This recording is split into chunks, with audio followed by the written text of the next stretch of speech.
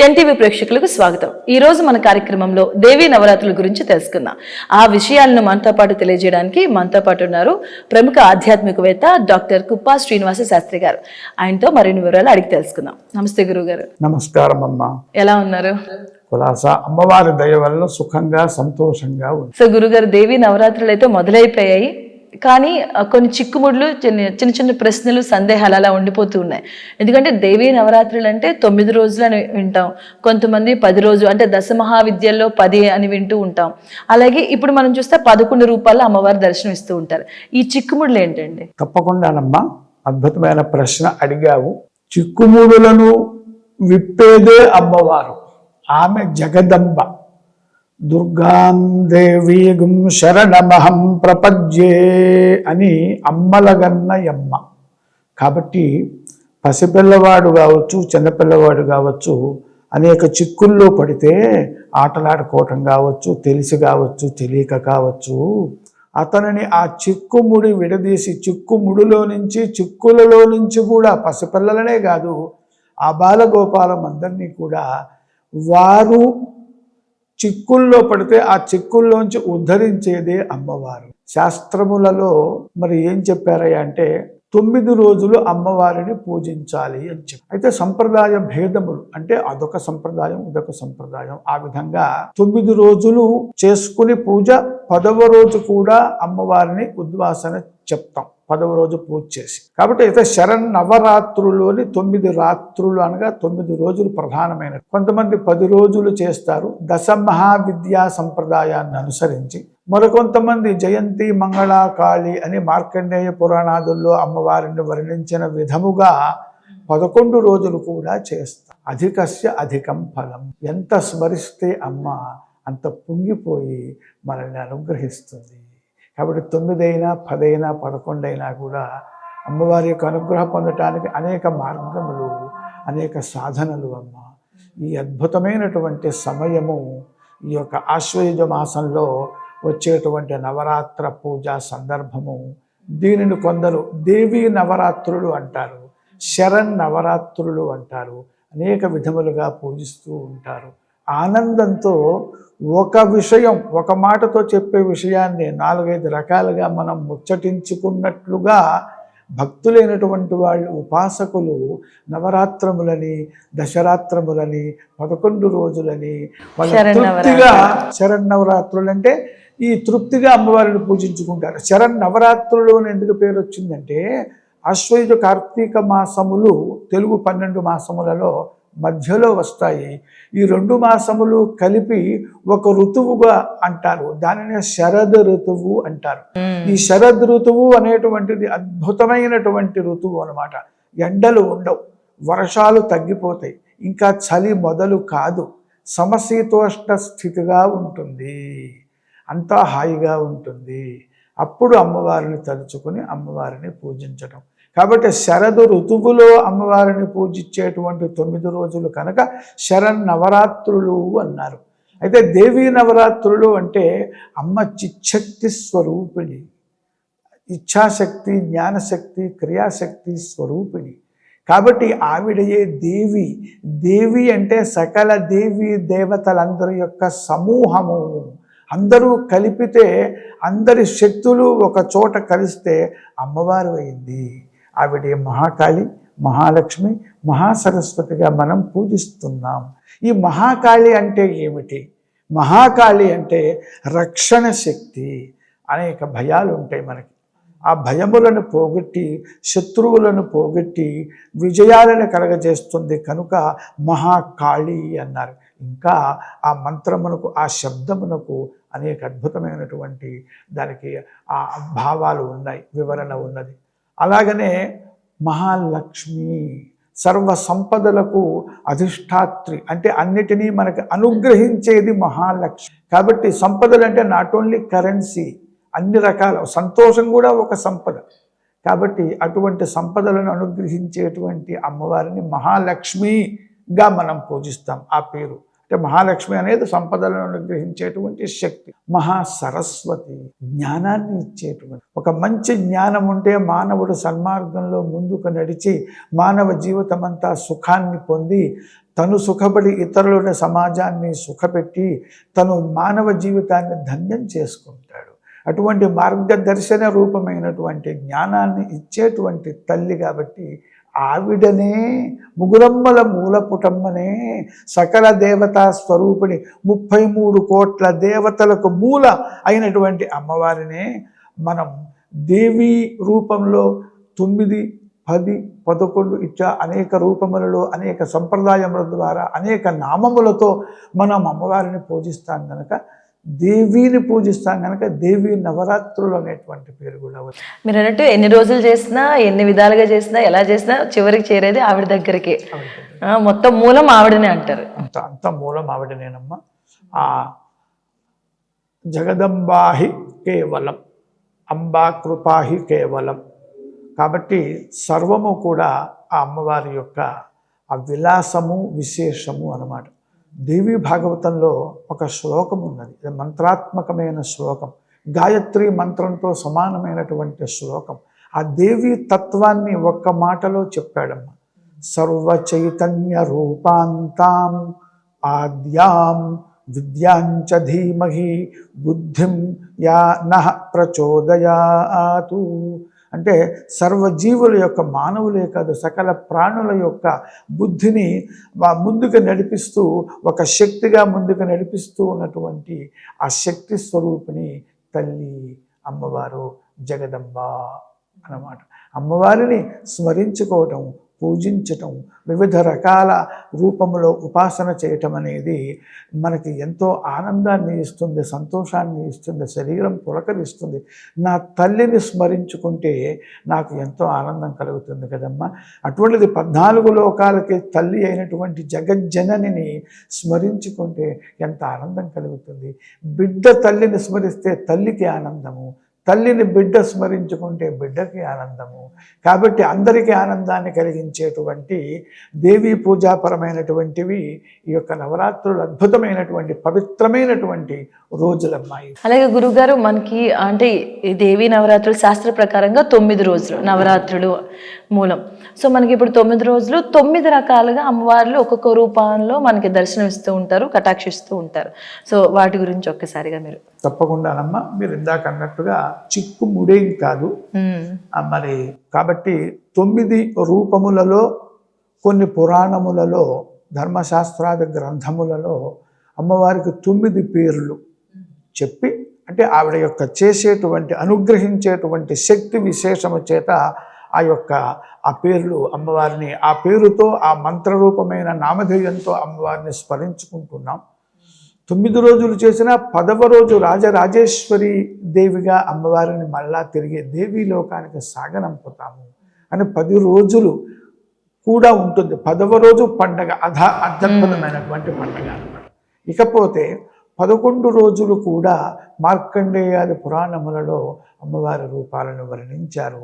ఆ విధంగా 11 అవతారములలో కూడా 11 రోజులుగా అమ్మవారిని ఉపాసన చేసుకునేటువంటి పద్ధతి ఉంది. ఏవైనప్పటికీ కూడా ఇవన్నీ కూడాను మహర్షులు మనకి ఉపదేశించినటువంటి జ్ఞాన రూపమైనటువంటి ఉపాసనా విధానము. ఆ 9 రూపములలో మనం ఒకసారి స్మరించుకుందాం.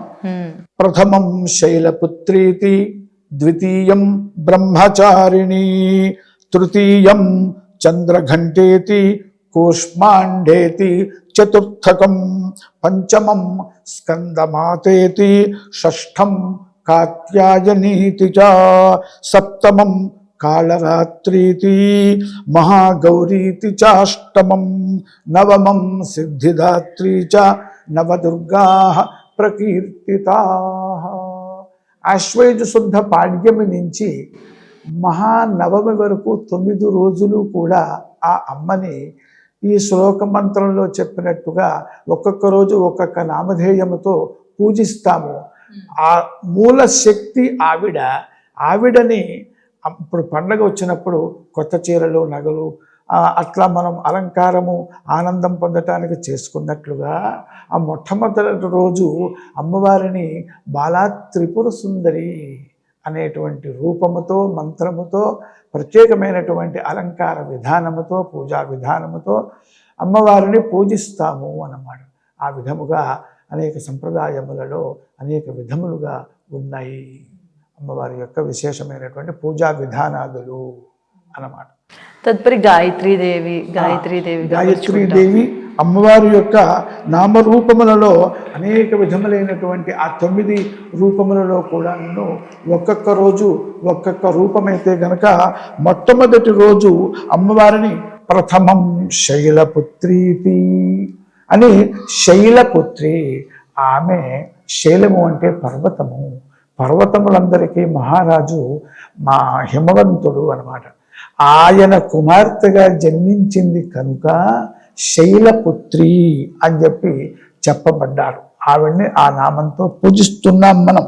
వందే వాంఛిత లాభాయ చంద్రార్థకృత శేఖరాం వృషారూఢాం శూలధరాం శైలపుత్రీం యశస్విని అని శ్లోక మంత్రంతో అమ్మవారిని పూజిస్తాము.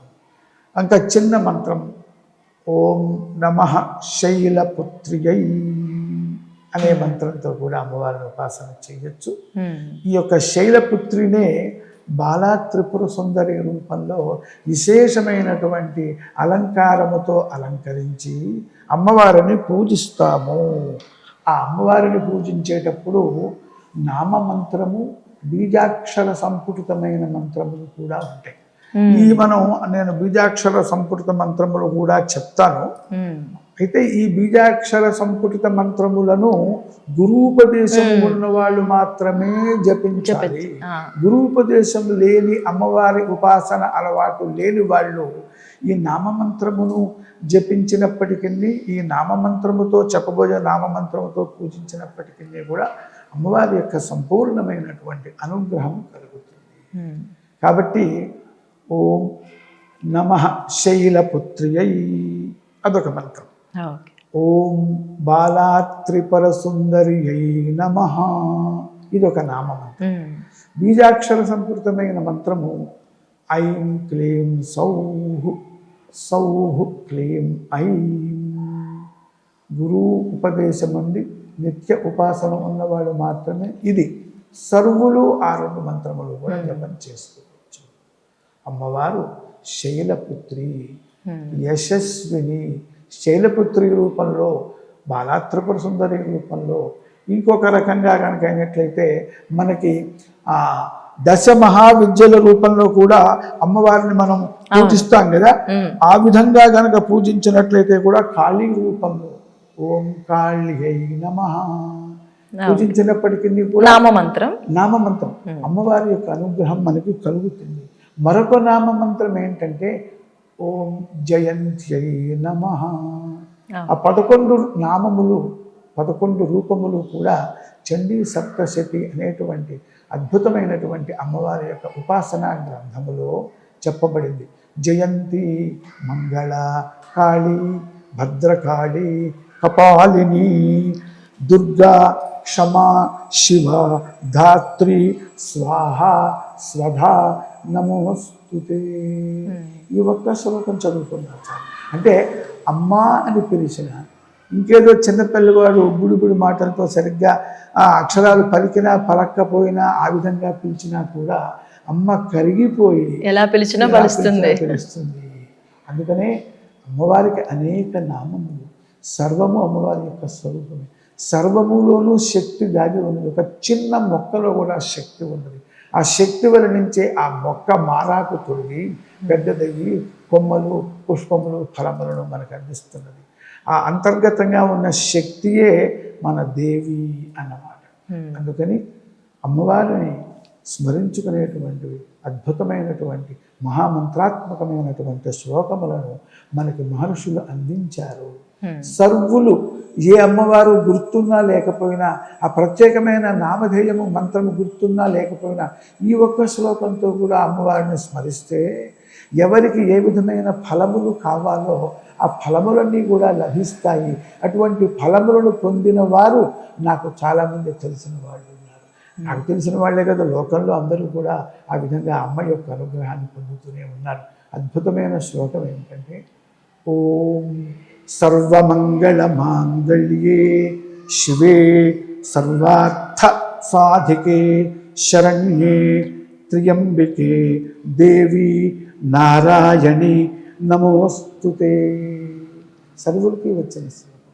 ఈ 9 రోజులలో కనీసము లేదా 7 రోజులు నవరాత్రములు అథవా సప్తరాత్రములు అథవా పంచరాత్రములు అథవా త్రిరాత్రములు, దుర్గాష్టమి, మహర్నవమి, విజయదశమి, ఈ 3 రోజులు, 4 రోజులు కూడా చేయొచ్చు.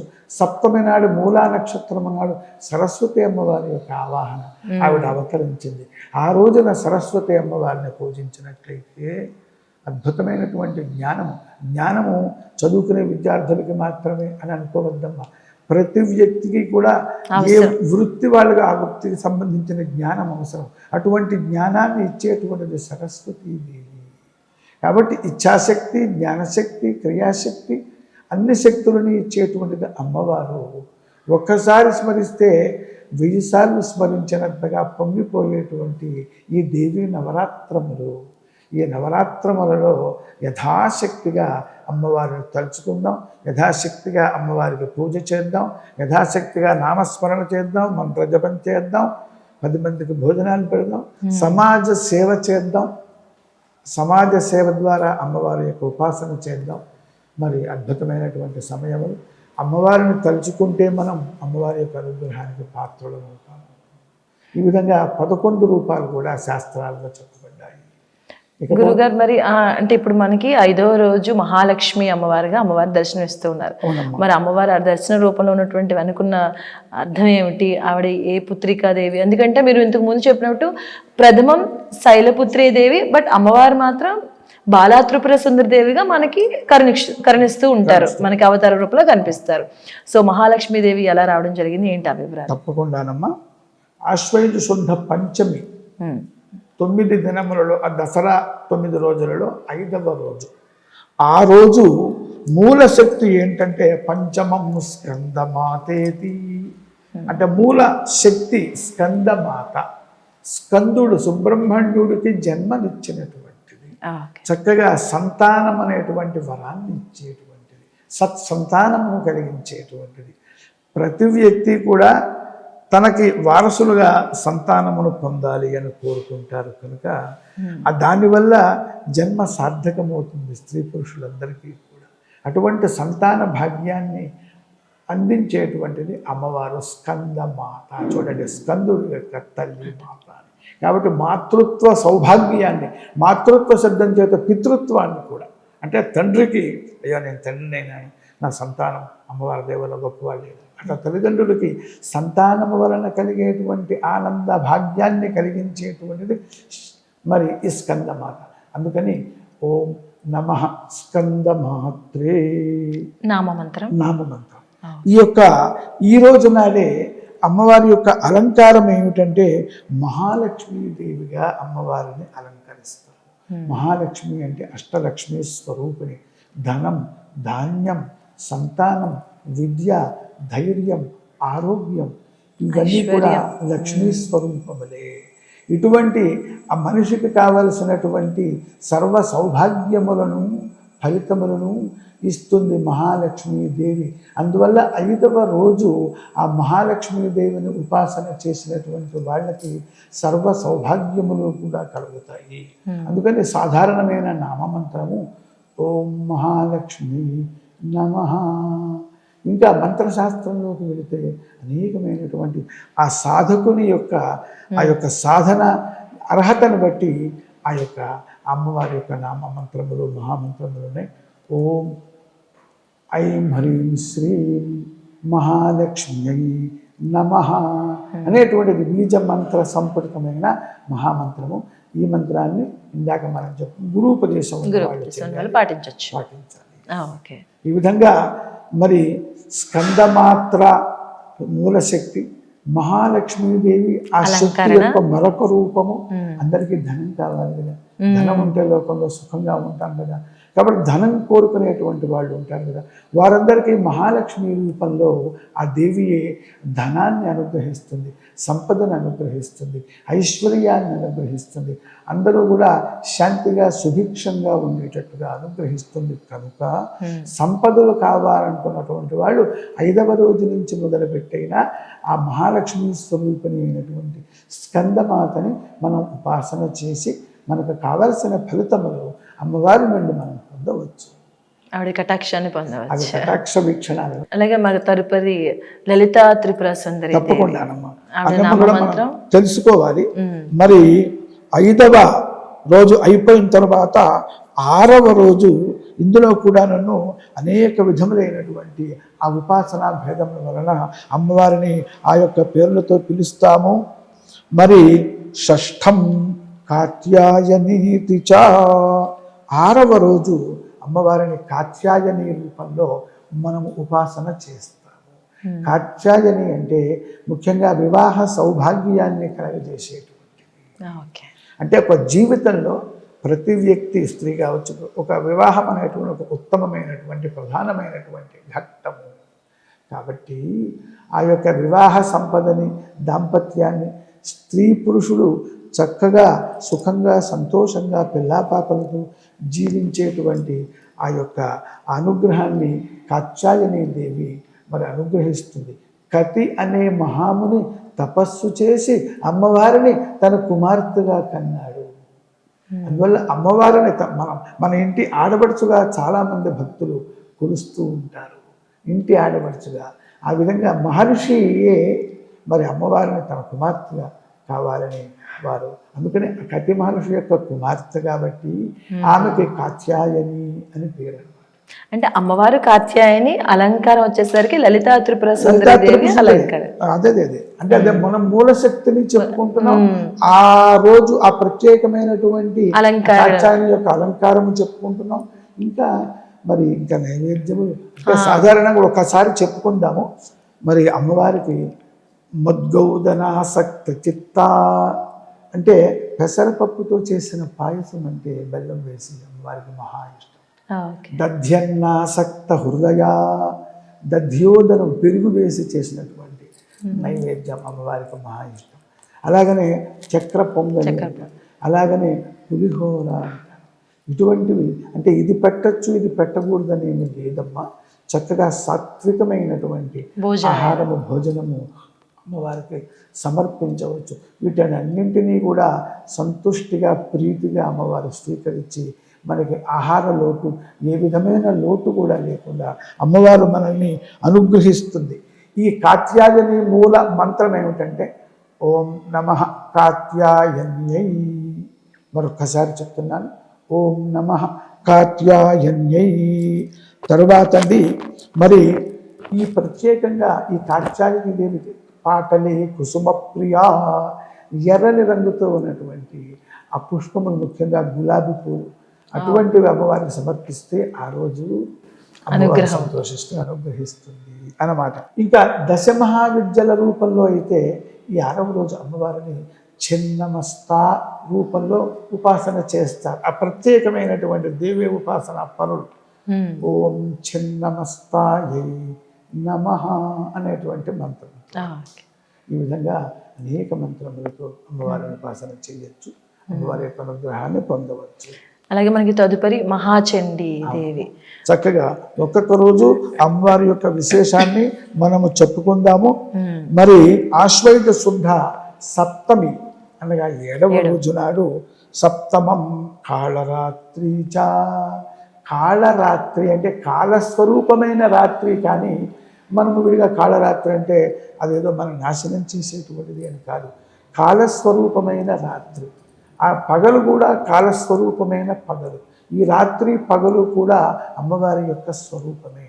రాత్రిపూట జీవులందరూ నిద్రపోతే ఆ జీవులందరినీ కూడా కాపాడేటువంటిది, ఆ రాత్రి మేలుకొని కాపాడేటువంటిది అమ్మవారు.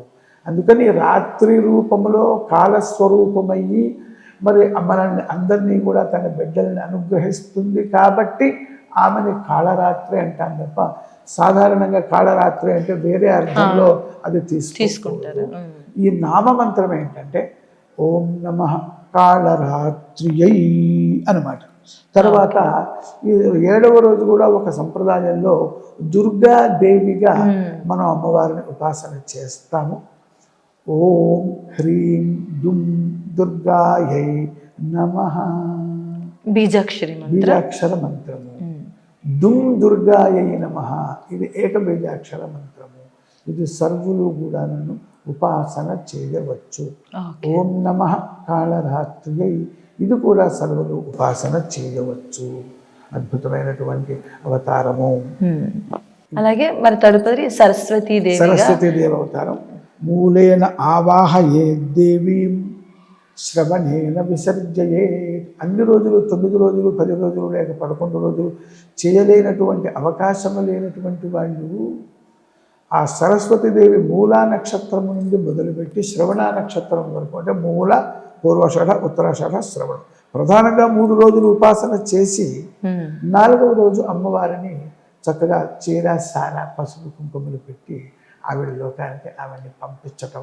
ఆడపడుచుకెట్లయితే మళ్ళీ పుట్టినింటి నుండి మెట్టినింటికి పంపిస్తామో అలా సగౌరవంగా సభక్తిగా ప్రేమతో అమ్మవారిని మళ్ళీ పంపించాలి. ఎందుకని మళ్ళీ రావటానికి క్షేమార్థం పునరాగమనాయ చ.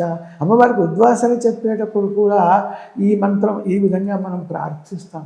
అమ్మా క్షేమార్థం, మాకు యోగక్షేమములన్నీ కూడా ఇస్తున్నావు, మళ్ళీ మాకు తిరిగి నీవు వచ్చి మళ్ళీ మాకు యోగక్షేమములు ఇవ్వాలి. అందుకోసము నీవు మళ్ళీ మా ఇంటికి రావాలి. కాబట్టి క్షేమార్థం పునః ఆగమనాయ చ, మళ్ళీ నీవు మా ఇంటికి నిన్ను మేము ఆహ్వానిస్తాము. అందుకోసం నిన్ను మళ్ళీ స్వస్థానములకు పంపిస్తున్నామమ్మా. మేము ఎప్పుడు ప్రార్థన చేస్తే అప్పుడు రామ్మా, క్షేమంగా వెళ్ళి లాభంగా మాకు యోగక్షేమములను క్షేమ లాభములను కలిగించమ్మా. మేము స్మరించిన వెంటనే దుర్గే స్మృతా హరసి, స్మరిస్తే చాలు భయాన్ని పోగొడుతుంది, దుఃఖాన్ని పోగొడుతుంది, కష్టాన్ని నష్టాన్ని పోగొడుతుంది, ధనాన్ని ఇస్తుంది, ఐశ్వర్యాన్ని ఇస్తుంది, ఆరోగ్యాన్ని ఇస్తుంది. అమ్మ తలుచుకుంటే ఏమి ఇవ్వదండి, అమ్మ దయ ఉంటే అన్నీ ఉన్నట్టు. అటువంటి ఆ దుర్గాదేవి స్వరూపాన్ని, అమ్మవారి యొక్క స్వరూపాన్ని మనం ఉపాసన చేసుకుంటూ స్మరించుకుంటూ ధన్యులమవుతున్నాం తల్లి. ఇప్పుడు మనకి 7వ రోజు సరస్వతి అమ్మవారి అలంకరణ రూపంలో ఇస్తారు. మరి మూలంలో ఉన్నట్టు అమ్మవారి అంటే మూల నక్షత్రము అన్నమాట. మూల నక్షత్రము నాడు అమ్మవారిని, అంటే పాడ్యము నుంచి కనుక ఆవాహన చేసి పూజ చేయలేని వాడు 7వ రోజు అయినా సరే, 7, 8, 9 ఈ 3 రోజులు అని మూల అంటే మూల నక్షత్రము నాడు సరస్వతీ దేవిని ఆవాహన చేసి దేవి త్రిరాత్ర వ్రతము చేయండి అని కూడా శాస్త్రము మరొక ఉపాయం, ఒక విధానము చెప్పింది. అందుకోసం అనమాట ఈ సరస్వతీ దేవి ఓం ఐం హ్రీం సరస్వత్యై నమః. ఇది బీజాక్షర సంపదమైన బీజాక్షరి మంత్రం. అది మామూలు మంత్రం ఏమిటంటే ఓం సరస్వత్యై నమః అనేటువంటిది ఈ యొక్క మామూలు మంత్రమమ్మ. తరువాత మరి మహాగౌరి అనేటువంటి మూల స్వరూపంలో ఓం నమః మహాగౌరియై అనేటువంటి మంత్రాన్ని ఉపాసన చేయవచ్చు సర్వులో కూడా. ఇది సరస్వతీ దేవి యొక్క విషయం. పిల్లలందరూ, విద్యార్థులందరూ కూడా తెలుసుకోవాలి. విద్యార్థులే కాదు, చదువుకున్న వాళ్ళు చదువు చక్కగా పూర్తయి ఉద్యోగాదులు రావటం కోసం చదువుకునేటువంటి విద్యార్థి స్థితిలో చదువుకున్నటువంటి వాళ్ళం అందరం కూడా ఆ చదువు మనకి అద్భుతమైనటువంటి ఉపయోగాన్ని ఇవ్వాలి, లాభాన్ని ఇవ్వాలని అందరం కూడా పుస్తకేషు చ ఆవాహయేతు. ఆ రోజు పుస్తకములనే, మనం చదువుకున్న పుస్తకములనే ఆ అమ్మవారి ముందు పెట్టి ఆ పుస్తకములే సరస్వతీదేవిగా భావించి ఆ పుస్తకముల మీద సరస్వతీదేవిని ఆవాహన చేసి ఆ సరస్వతీదేవికి షోడశోపచార పూజ చేయాలి. తెల్లని పూలు సమర్పించాలి.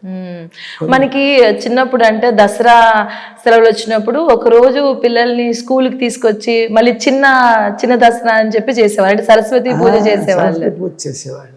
పలకా బలపాలకి ఏది పలకా బలపమ్మలకు పూజ చేయటం, అవే అమ్మవారి రూపంగా భావించి మరి చక్కగా రాసుకోవటం నేర్పించడం.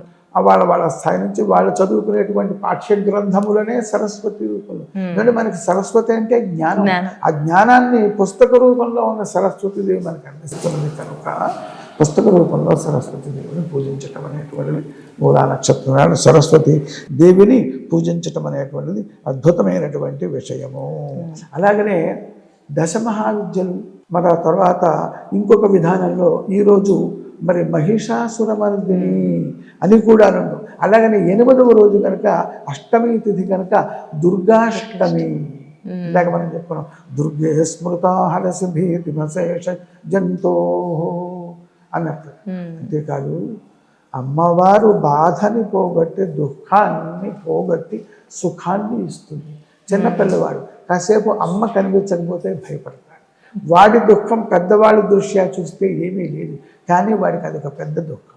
పెద్ద వయసులో ఉన్న వాళ్ళకి వాళ్ళ స్థాయిలో దుఃఖం. ఎవరు స్మరించినా అమ్మవారు చక్కగా వాళ్ళని అనుగ్రహిస్తుంది. అందుకనే రోగానశేషానపహంసుతుష్ట అని అమ్మవారిని దుర్గా సప్తశ్లోకి 700 శ్లోకాలు సప్తశతి. అది పఠించలేనటువంటి వాళ్ళు ఒక్కొక్క 100 శ్లోకాలకి సారాంశభూతంగా ఒక్కొక్క శ్లోకం తీసుకుని 7 శ్లోకములు మనకు అందించారు. ఈ దేవి నవరాత్రములలో ప్రతి ఒక్కరూ కూడా దుర్గా సప్తశ్లోకి అంటే ఇప్పుడు అనేక మాధ్యమముల ద్వారా మరి అందుబాటులో ఉన్నాయి. ఒక్కసారి రోజుకి ఒక్కసారి 7 శ్లోకాలు చదువుకున్నా కూడా ఈ నవదుర్గలని దశ విధమైనటువంటి అమ్మవారిని ఏకాదశ రూపములను ధరించిన అమ్మవారిని కూడా స్మరించినట్లు అవుతుంది. అంతటి లాభం చేకూరుతుంది. అన్ని లాభాలు కూడా కలుగుతాయి. అది అద్భుతమైనటువంటి అమ్మవారి యొక్క విషయం. అలాగే గురుగారు తదుపరిగా మనకి దుర్గాదేవి అమ్మవారి అవతారం. దుర్గాదేవి అమ్మవారు అష్టమి నాడు దుర్గాష్టమి అని ప్రత్యేకంగా మనం అమ్మవారిని మరి ఈ అనేక మంది రాక్షసులను సంహరించింది ఆ దుర్గా అనేటువంటి రూపంలో. దుర్గా అంటే అసలు అమ్మవారికి ఆ దుర్గా అనేటువంటి పేరు ఎందుకు వచ్చింది? దేవతలందరూ కూడా ఎంతో శక్తిమంతులై అందరినీ అనుగ్రహించేటువంటి దేవతలకు కూడా కష్టాలు వచ్చినాయి. ఆ కష్టాలు వచ్చినప్పుడు దేవతలు వాళ్ళ శక్తి మేరకు వాళ్ళ శత్రువులతో రాక్షసాదులతో శుంభ నిశుంభులని రక్తబీజులని వీళ్ళందరితో కూడా యుద్ధం చేశారు. కానీ వీళ్ళ శక్తి సరిపోక దేవతలు ఓడిపోయారు. అప్పుడు వీళ్ళందరూ కూడా అమ్మవారిని ప్రార్థన చేశారు. అమ్మవారిని ప్రార్థన చేస్తే అమ్మవారు ఆ యొక్క వీళ్ళందరి శక్తులని కూడాను తనలోకి ఆవాహన చేసుకుని ఒకే శక్తి రూపంలో అవతరించి దేవతలను అంటే మంచి మార్గంలో మంచి వాళ్ళని ఇబ్బంది పెట్టేటువంటి దుష్ట శక్తులను, ఇక్కడ దేవతలు అంటే ప్రత్యేకంగా దేవతలు అంటే రాక్షసులని వీళ్ళు మంచివాళ్ళు వాళ్ళు చెడ్డవాళ్ళని చెప్పడం కాదు, మంచితనమునకు గుర్తుగా ఒక పేరు పెట్టారు కాబట్టి దేవతలు. దివ్యతే ఇది దేవత అంటే మంచితనం అనేది అది పాటించేవాడికి ఆనందాన్ని ఇచ్చి చుట్టుపక్కల వాడికి కూడా ఆనందం ఇస్తుంది. అందుకని దివ్యతే ఒక ప్రకాశ రూపం, ఒక వెలుగు రూపం, ఒక ఎన్లైటన్మెంట్. అందుకని తను ఎన్లైట్ అయ్యి ఇతరులను ఎన్లైట్ చేసేటువంటి వాళ్ళని ఒక పదంతో పిలవాలి కాబట్టి దేవత. దేవత అంటే తాత్పర్యం సమాజానికి లోకానికి మంచి చేసేటువంటి ప్రతి వ్యక్తి, ఆయన ధనవంతుడు కావచ్చు, పేదవాడు కావచ్చు, విద్యావంతుడు కావచ్చు, పామరుడు కావచ్చు, శక్తిమంతుడు కావచ్చు, బలహీనుడు కావచ్చు, ఎవరైనా సరే మంచి గుణములు కలిగినటువంటి వాడిని సమయానికి దేవతలాగా వచ్చి కాపాడాలి అంటే ఆయన మనం దేవతగా భావిస్తున్నాం. ఆ టైంలో పరోపకారం చేయటం వల్ల పరోపకారం అనేది దేవతా లక్షణం. అంటే మంచి గుణములు కలిగి ఉండడం దేవతా లక్షణం కదా. ఇది మనం అంటున్నాం. అంత దేవతలు అంటే ఒకళ్ళని పొగట్టం, ఒక వర్గము అట్లా అని కాదు, అలా అపార్థం చేసుకోకూడదు. భేదాలు లేకుండా మంచి వాళ్ళని గౌరవించడం, మంచి వాళ్ళని ఏకత్రితం చేయడం, మంచిని లోకంలో పెంచడం అంతే. కాబట్టి ఆ దేవతలందరినీ కూడా కాపాడటానికి అమ్మవారు దుర్గా అంటే రాక్షసులకు భయంకరంగా కలిగించింది. అట్లాగే దేవతలకున్న కష్టాలను తీసివేసి దేవతలని కాపాడి దేవతలకేమో ఒక అనుగ్రహ రూపంలో శాంతి రూపంలో కలిగించింది. అంటే దుర్గా అంటే కష్టములను పోగొట్టేటువంటిది అని అర్థం అన్నమాట. దుర్గేతి శ్రీదేవి నవరాత్రేషు యః స్మరేతు తస్య సర్వాణి పాపాని నశ్యంతి కోటి జన్మకృతాన్యపి. నువ్వు ఏమి ఇవన్నీ కూడా చేయలేకపోతే దుర్గా దుర్గా దుర్గా దుర్గా అని స్మరించినా చాలు. ఆ నామం ఒక్కటి సార్. ఆ నామం ఒక్కటి చాలు. దుర్గా దుర్గేతు యో బ్రూయాత్ శ్రీదేవి నవరాత్రిషు తస్య పాపాని నశ్యంతి కోటి జన్మకృతాన్యపి.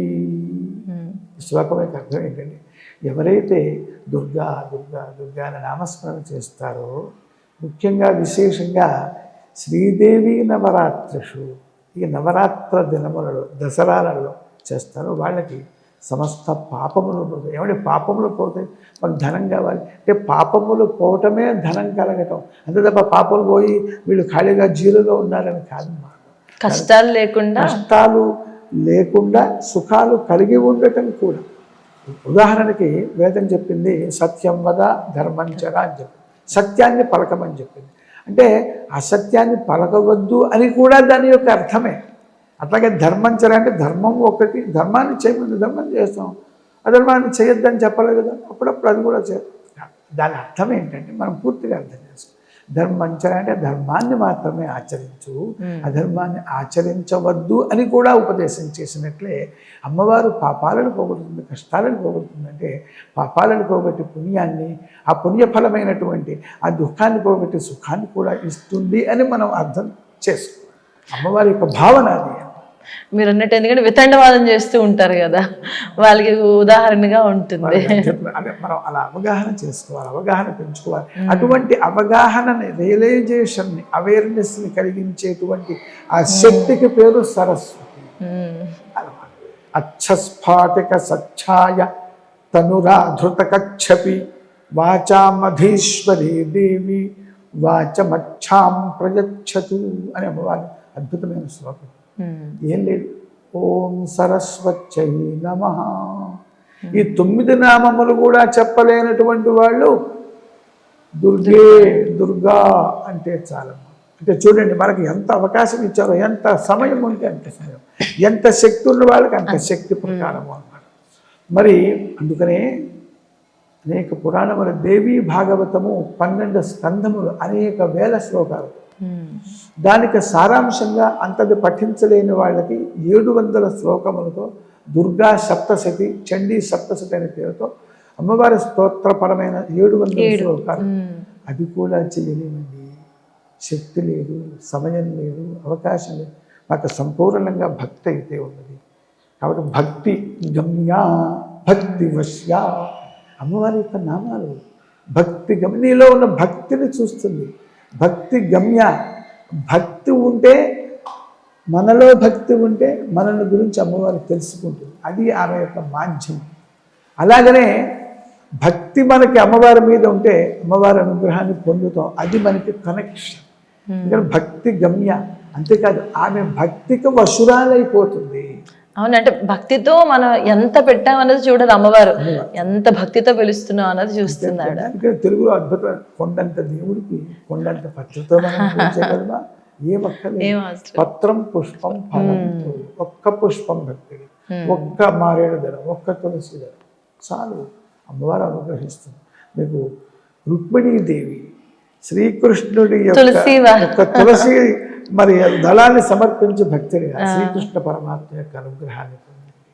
అంతకుముందు ఇంకొక ఆవిడ ధనంతో కొలుద్దామని ప్రయత్నం చేసి ఆవిడ వల్ల కాలేదు. కాబట్టి భక్తికి వశుడవుతాడు పరమాత్మ. పరమాత్మయే స్త్రీ రూపంలో అమ్మవారు, పుం రూపంలో విష్ణువు, కేశవుడు, అలా ఇలాంటి ఎన్నో ఉదాహరణలు ఉన్నాయి. కానీ మనం తెలుసుకోవడం, దాన్ని ఆచరించడం అనేది కొంచెం అంటే తప్పుదో పట్టి వెళ్ళిపోతున్నటువంటి ఒకటి.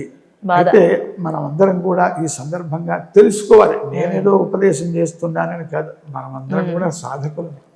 మనం ఏం చెయ్యాలంటే, తెలిసినా తెలియకపోయినా, అమ్మ నీ భక్తుణ్ణి నేను, అమ్మ నిన్ను సదా స్మరిస్తూ ఉంటాను అని చెప్పని మనము అమ్మవారిని స్మరించుకుంటే చాలు.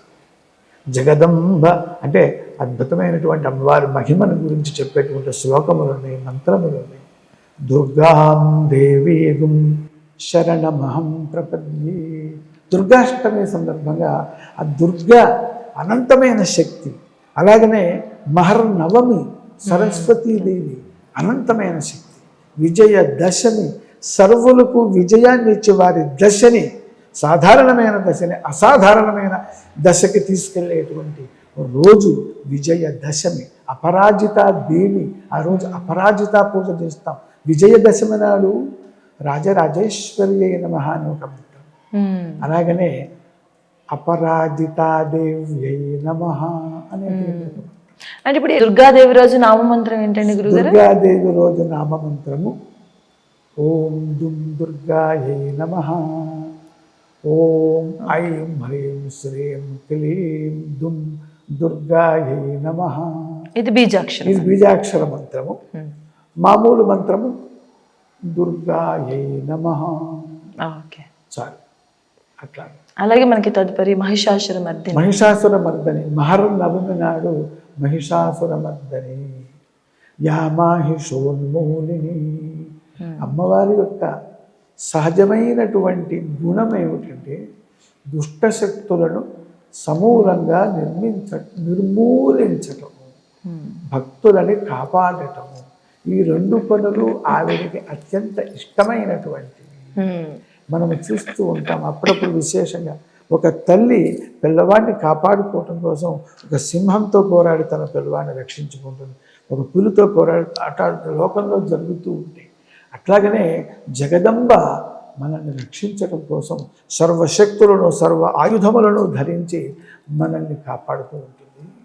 అంతేకాదు మరి అమ్మవారిని మరి సర్వ బాధాప్రశమనం త్రైలోక్యస్య అఖిలేశ్వరి ఏవమేవ త్వయా కార్యం అస్మద్వైరి వినాశనం. 7 శ్లోకాలలో ఒక శ్లోకం ఇది. ఈ విధంగా అమ్మవారిని ప్రార్థన చేస్తే చాలు. ముఖ్యంగా సరస్వతి మహర్నవమి నాడు ప్రత్యేకంగా మహాసరస్వతి దేవిని ప్రత్యేకంగా పూజించాలి. ఆ మహర్నవమి నాడే 9వ రోజు కనుక ఈ చేసినటువంటి 9 రోజుల యొక్క పూర్ణాహుతి కూడాను హోమము చేసి, పూర్ణాహుతి గణపతి హోమము, మరి ఈ చండీ హోమము, అమ్మవారికి సంబంధించినటువంటి మరి చండీ హోమం, లలితా సహస్రనామములు 1000 పైన నామములని, ఒక్కొక్క నామం ఒక్కొక్క మహామంత్రం లలితా హోమం అంటాం. మహర్నవమి నాడు ఆ లలితా సహస్రనామములలోని 1000 పైన నామములను కూడా మంత్రములుగా చివర స్వాహ అనేటువంటి పదం చేర్చి 1000 సార్లు హోమం చెయ్యాలి. అంటే శక్తి అవకాశం ఉన్నటువంటి వాడు. అలాగనే చండీ సప్తశతి 700 శ్లోకాలతో 700 ఆహుతులు అమ్మవారికి ఇవ్వాలి, పూర్ణాహుతి చెయ్యాలి. ఈ విధంగా మహర్నవమి నాడు 9 రోజులు చేసినటువంటి ఉపాసనకి చిట్టదేవదైనటువంటి పరాకాష్ఠ, మహోపాసన, మహాపూజ, మహా ఉపాసన మనం మహర్నవమి నాడు చేస్తాం. ఆ మహర్నవమితో 9వ రోజు కదా సంపూర్ణమవుతుంది. 9వ రోజు మహిషాసుర మర్దిని. ఎందుకంటే ఈ మహిషాసురుడు అనేటువంటి వాడు అంతకుముందు అనేక రూపములు ధరిస్తే అన్ని రూపములను కూడా అమ్మవారు సంహరించి వాడి బాధ లేకుండా చిట్టతోటి మహిషాసురుడు రూపంలో వచ్చాడు. అప్పుడు ఆయన్ని సంహరించడానికి ఆయన అమ్మవారి యొక్క వాహనమైనటువంటి కేసరి సింహము కూడా అమ్మవారికి సహాయంగా యుద్ధం చేసింది. మహిషాసురుడి సైన్యాన్ని సింహం కూడా తన పంజాతోనూ కావటంతో అమ్మవారి రాక్షస సంహారం చేసింది. కాబట్టి మరి అమ్మ యొక్క అనుగ్రహం ఉంటే అమ్మవారి వాహనం కూడా మనల్ని రక్షిస్తుంది. పులి అనేటువంటిది మరి క్రౌర్యంతో కూడినది కదా, కాదు, క్రౌర్యాన్ని అణిచి శాంతిని సౌభాగ్యాన్ని మీకు అందరికీ ప్రసాదిస్తాను అని అమ్మవారు సందేశం ఇవ్వటానికే సింహవాహనంగా అమ్మవారు, సింహవాహిని. మరి ఈ రోజు నామమంత్రం అలాగే బీజాక్షర మంత్రం ఓం మహిషాసురమర్దిన్యై నమః అనేటువంటి నామమంత్రము ఆ మహిషాసురమర్దిని. అలాగనే మరి దశ మహావిద్యా రూపంలో కమలాత్మిక రూపంలో ఓం కమలాత్మికాయై నమః అని అమ్మవారిని చక్కగా పూజిస్తాం. అలాగనే సిద్ధిదాత్రీ చ నవమం సిద్ధిదాత్రీ చ. 9 రోజులు ఉపాసన చేయటం వల్ల అమ్మవారు సంపూర్ణంగా ఆవిడ సంతోషించి మనకి సర్వసిద్ధులను కలుగజేస్తుంది. సిద్ధి దాత్రి, సిద్ధి సక్సెస్, విజయం, సంతోషం, ఆనందం, సంతృప్తి. అక్కడ ఇంగ్లీష్లో 2 పదాలు ఉన్నాయి, సాటిస్ఫాక్షన్ అండ్ కంటెంట్మెంట్. సాటిస్ఫాక్షన్ అంటే తాత్కాలికం, కంటెంట్మెంట్ అంటే that satisfaction remains for ever. ఎంత మటుకు అమ్మవారి యొక్క అనుగ్రహం మన మీద ఉంటుందో అంటే ఎప్పటికీ ఉండాలని కోరుకుంటాం కాబట్టి ఎప్పటికీ ఆ కంటెంట్మెంట్ని మహానవమి నాడు అమ్మవారు మనకి ఇస్తుంది అనమాట. ఇంకా బాధలు అనేటువంటి రోజులు పోయి సూర్యోదయం అయితే చీకటి పోయినట్టుగా 9 రోజులు అమ్మవారిని ఉపాసన చేసినట్లయితే ఆ తల్లి మనకి అటువంటి కంటెంట్మెంట్ అనే ఇంగ్లీష్ పదంతో చెప్పబడిన సంతృప్తిని మనకి ఇస్తుంది. అందుకనే మహా గొప్పదైనటువంటి నవమి 9వ రోజు. నవమి సంపూర్ణ సంఖ్య మీకు తెలుసు, 1 నుంచి 9 తర్వాత మళ్ళీ 1 మొదలవుతుంది. అంటే సంపూర్ణమైన సంఖ్య. సంపూర్ణత్వానికి 9 గుర్తు. మనిషి పుట్టుక కూడా 9 నెలలు తల్లి గర్భంలో అమ్మ. ఆ విధంగాను నవగ్రహాలు అమ్మవారు తన సంపూర్ణమైనటువంటి అంటే the ultimate form of god and goddesses, దైవీ శక్తుల యొక్క అల్టిమేట్ ఫాము అమ్మవారు. అందుకనే అమ్మవారిని 9 రాత్రులు 9 రోజులు ప్రధానంగా చేసుకొని పూజిస్తాము. అంటే నీవు అమ్మవారిని పూజించావంటే సంపూర్ణ సకల దేవతలని కూడా పూజించగలవు. ఎందుకంటే ఎన్ని రంగులు ఉన్నాయో లోకంలో, ప్రధానమైన రంగులు, కాంబినేషన్తో వచ్చే రంగులు కాదు, ప్రధానమైన అన్ని రంగుల వస్త్రములను సమర్పిస్తాం. ఎన్ని రంగుల పుష్పములు ఉన్నాయో అన్ని రంగుల పుష్పములను అమ్మవారికి సమర్పిస్తాం. ఎన్ని రకాల సాత్వికమైనటువంటి పిండి వంటలు ఉన్నాయో అవన్నీ కూడా అంటే సంపూర్ణమైనటువంటి స్వరూపానికి మనం సంపూర్ణంగా సేవ చేసుకుంటున్నాం. అప్పుడు ఫలితం సంపూర్ణమైనటువంటి ఫలితం అమ్మవారు తప్పగా అనుగ్రహిస్తుంది కదా. కాబట్టి ప్రతి వ్యక్తికి కూడా సంపూర్ణత్వాన్ని ఇచ్చేటువంటివి ఈ దేవి మహానవరాత్రములు. దుర్గాం దేవీగం శరణమహం ప్రపద్యే. ఇది అద్భుతమైనటువంటి దుర్గా సూక్తం. ఉపనిషత్తులలోను దుర్గా సూక్తంలో చెప్పబడినటువంటి మంత్రం.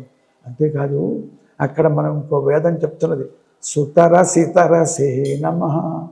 కష్టాల నుండి, బాధల నుండి, దుఃఖాల నుండి అతి తేలిగ్గా బయటపడేసే దానిని నువ్వు సుతరసి, తేలికగా కష్టముల నుండి గట్టెక్కిచ్చేదానివి. కాబట్టి భక్తులు అమ్మవారిని నన్ను అతి తేలిగ్గా నేను తలుచుకున్న మాత్రం చేతనే గట్టెక్కిస్తావు కనుక భక్తితో, ఆర్తితో, ప్రేమతో సుతరసి, అందరికంటే ఈజీగా నన్ను కాపాడుతావు, తేలిగ్గా కాపాడుతావు. స్మరణ మాత్రం దుర్గే స్మృత హరసి భీతిమసే. స్మృత గుర్తుపెట్టుకోండి, స్మరిస్తూ.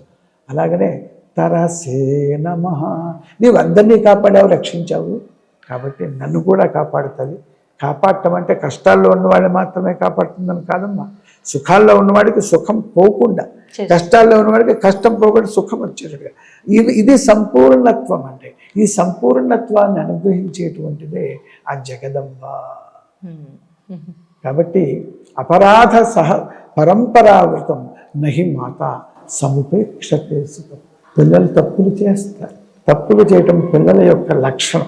ఈ తప్పులు చేసినప్పటికీ కూడా పిల్లవాడిని అనుగ్రహించి, కాపాడి, రక్షించి వాడికి సంతోషం కలిగేటువంటి ఏ వస్తువు అవసరమో, ఏ ఫలం అవసరమో అది ఇవ్వటం తల్లి యొక్క లక్షణం.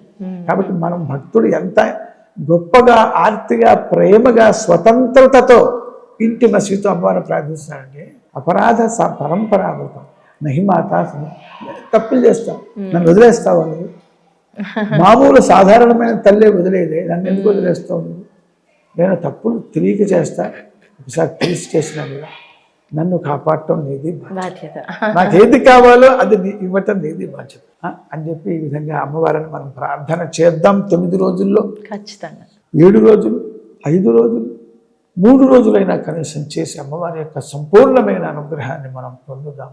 ఇంతకంటే గొప్ప అవకాశమై ఉందమ్మా. ఇంకా చెప్పాలంటే విశేషం, సంవత్సరం ఒక రోజు తీసుకున్నట్లయితే 9 రోజులు మనం బ్రాహ్మీ ముహూర్తము అని విని ఉన్నాం. సూర్యోదయం కంటే ముందు 48 నిమిషములు సుమారుగా బ్రాహ్మీ ముహూర్తం. బ్రాహ్మీ అంటే సకల దేవతల యొక్క అనుగ్రహాన్ని పొందించేటువంటి అద్భుతమైనటువంటి పవిత్రమైన తరంగములు వాతావరణంలో ఉండేటువంటి సమయం, దేవతల అనుగ్రహం కలుగుతుంది. మరి అమ్మవారిని ఉపాసన చేసే సమయం. అందుకనే సూర్యోదయం ముందు లేవాలి. పెద్దవాళ్ళందరూ కూడా, మహర్షులు, తపస్సు చేసేవాళ్ళు, చదువుకునేవాళ్ళు బ్రాహ్మీ ముహూర్తంలో లేస్తారు, వాళ్ళకి సక్సెస్ లభిస్తుంది. కాబట్టి సంవత్సరాత్మకమైన కాలంలో ఈ దసరా నవరాత్రులు అనేటువంటి పరమ పవిత్రమైనటువంటి, ఎందుకంటే బ్రాహ్మీ ముహూర్తం 24 గంటల్లో తెల్లవారుజామున వచ్చేటువంటి ఆ సమయము అన్నమాట.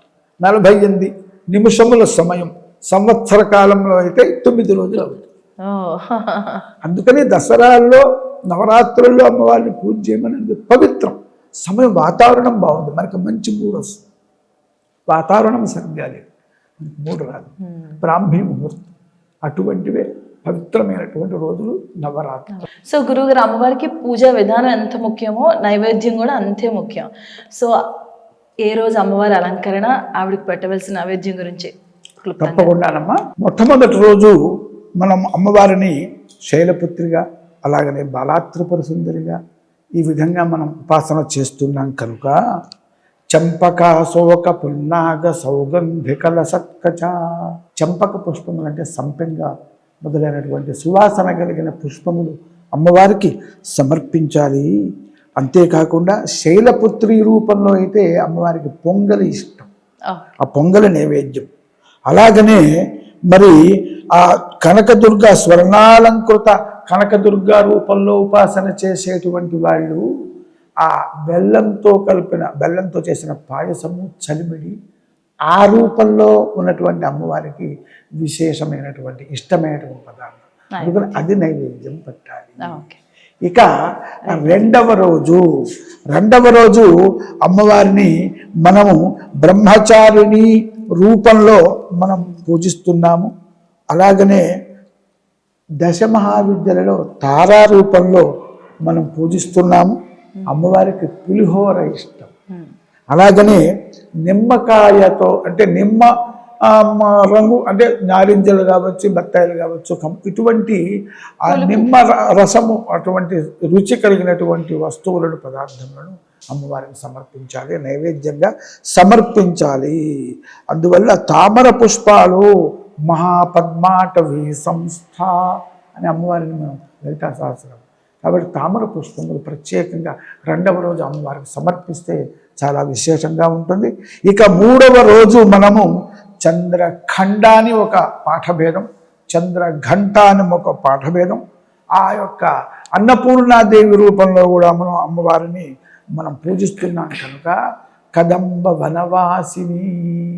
కదంబ అంటే కదంబ వృక్షం, కదంబ పుష్పాలు, ఆ కదంబ పుష్పములను సమర్పించాలి అమ్మవారికి. ఇక నైవేద్యము కట్టు పొంగలి, దధ్యోదనం. ఈ కట్టు పొంగలు కానీ దధ్యోదనం కానీ అమ్మవారికి సమర్పించినట్లయితే అద్భుతంగా ఉంటుంది. శాస్త్రంలో చెప్పినటువంటి నైవేద్యము అన్నమాట. ఇక 4వ రోజు అమ్మవారిని మనము కూష్మాండ అంటే పెద్ద గుమ్మడికాయ, కూష్మాండాదేవిని ఉపాసన చేసినట్లయితే పెద్ద గుమ్మడికాయలు ఎన్ని గింజలు ఉంటాయి, లెక్క పెట్టలేని గింజలు ఉంటాయి.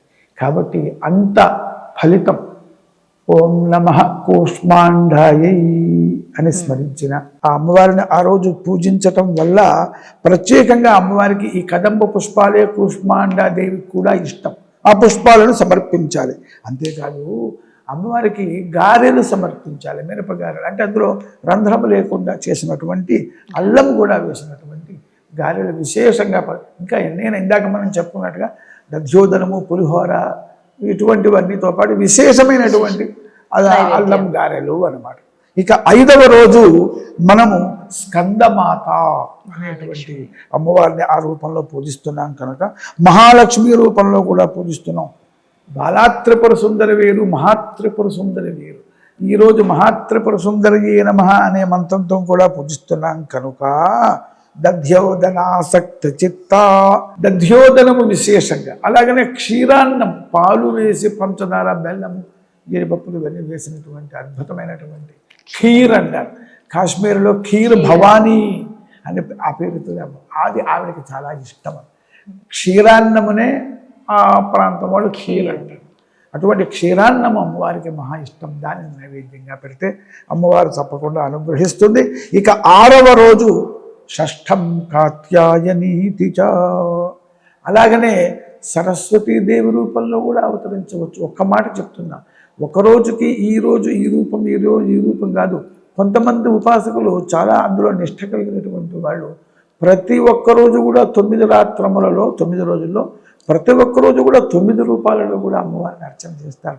త్రికాల పూజలు చేస్తారు, పంచకాల పూజలు చేస్తారు. అద్భుతమైనటువంటి అమ్మవారికి పూజించినంత చేసుకున్న వాడికి చేసుకున్నంత మహాదేవ అన్నట్టుగా అమ్మవారు అనంత స్వరూపిణి కనుక ఎంతైనా పూజించవచ్చు. మనం లిమిటెడ్ పర్సన్స్ కనుక మనకి యథాశక్తిగా చేస్తూ ఉన్నాం. లిమిటెడ్ పర్సన్స్కి మాత్రమే ఇది చెప్పింది. అమ్మవారికి ఈ పువ్వు సమర్పించద్దు, ఈ నైవేద్యం అనేది ఏమీ లేదమ్మా, అన్నీ సమర్పించటమే. అమ్మవారు శాంతిస్తుంది, సంతోషిస్తుంది. కాబట్టి ప్రత్యేకముగా ఈ కాత్యాయని రూపంలో మహాత్రిపుర సుందర రూపంలో ఉన్నటువంటి అమ్మవారికి రవ్వకేసరి నైవేద్యం పెట్టాలి. అలాగనే పాయసం కూడా నైవేద్యం పెడితే కూడా మంచిది. 2 లేదా కనీసం 1 పెడితే మంచిది. ఇక 7వ రోజు సప్తమం కాళరాత్రి కాళరాత్రి రూపంలో, మరి దశమహావిద్యల్లో ధూమావతి రూపంలో ఓం ధూమావత్యై నమః సాధారణ నామమంత్రం ఇది.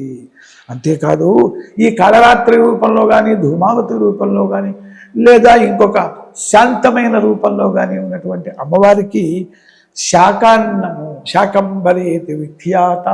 ఒకసారి ప్రపంచమంతా కూడా అనావృష్టి కలిగి ఎవరికి ఆహారం లేకపోతే అమ్మవారు ఆహార రూపంలో, శాకముల రూపంలో, కూరల రూపంలో, అన్నం రూపంలో, వరి గోధుమలు ఇత్యాది రూపంలో అమ్మవారు ఉద్భవిస్తే తిని సంతోషం. అప్పటి నుంచి ఆవిడని శాకాంబరి అని మా అమ్మవారు పూజిస్తారు.